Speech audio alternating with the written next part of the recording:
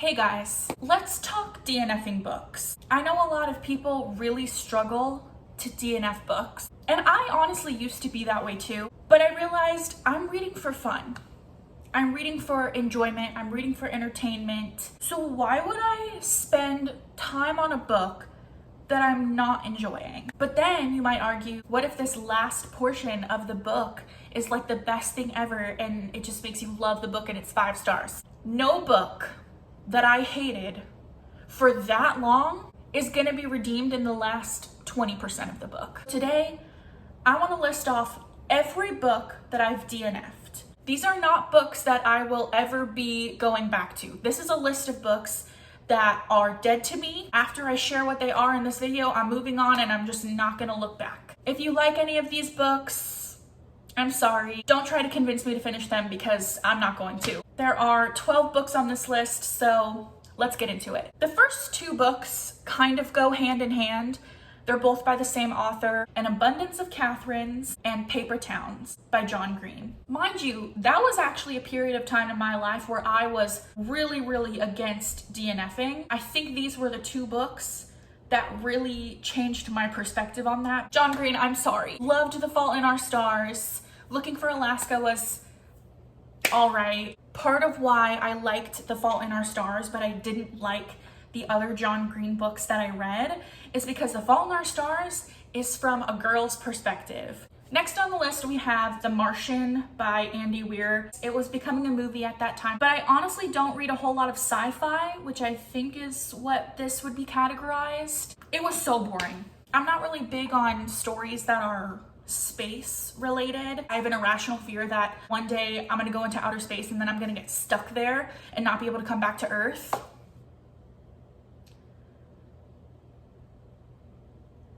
So The Martian was not for me.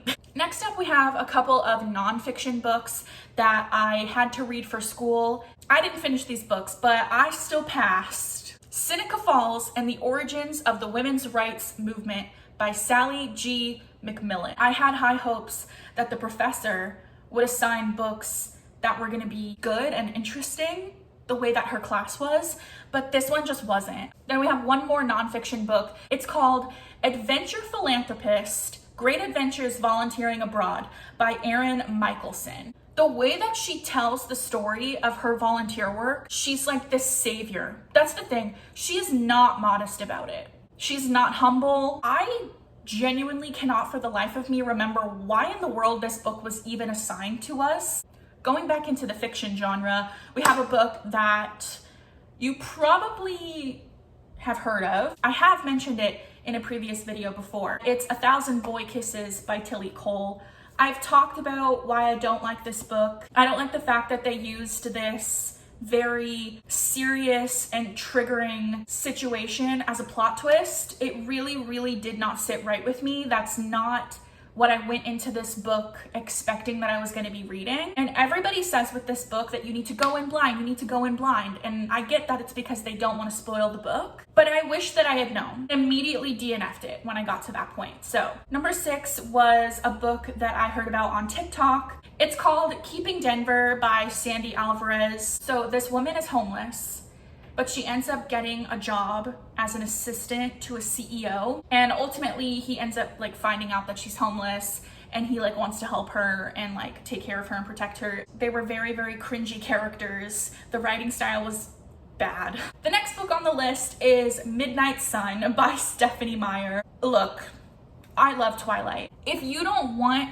your view of Edward to be tainted, don't read Midnight Sun. Just stick to rereading the original from Bella's point of view because surprisingly, her thoughts way more bearable than his. When you read Midnight Sun and you're in his head, you're gonna be thinking, this dude is a literal psychopath. And that's all I'm gonna say about that. The next book I have on here is also a book that I've talked about before. It's The Fine Print by Lauren Asher. The funny thing about this one is I actually DNF'd it twice. There's sort of a subplot within this book that I think was really just added in to make conflict, but it was just really unnecessary. Next, we have The Nanny by Lana Ferguson. I'm not a huge fan of the single dad trope, so it's always a risk when I attempt a book with single dad trope in it. It can be very difficult, I think, for an author to replicate dialogue from a child. That was my biggest issue with this one. Next, we have another book that I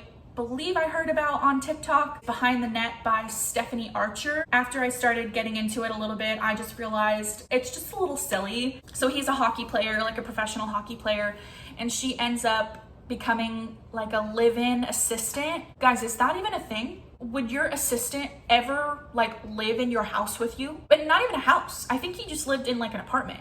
Why would she be living in his apartment with him?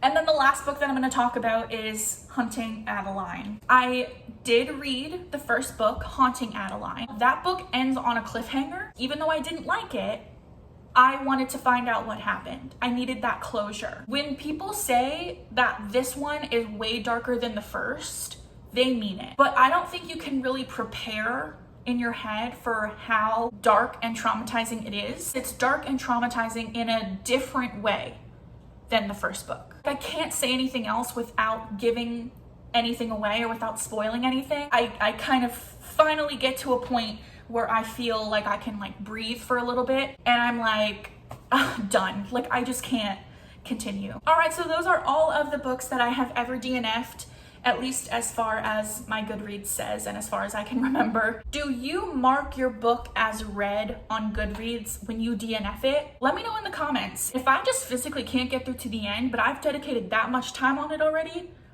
I'm marking it as read and I'm giving it 1 star. Anyway, if you've made it this far, thank you for watching, thank you for being here, thank you for listening to me ramble, and I will talk to you next time.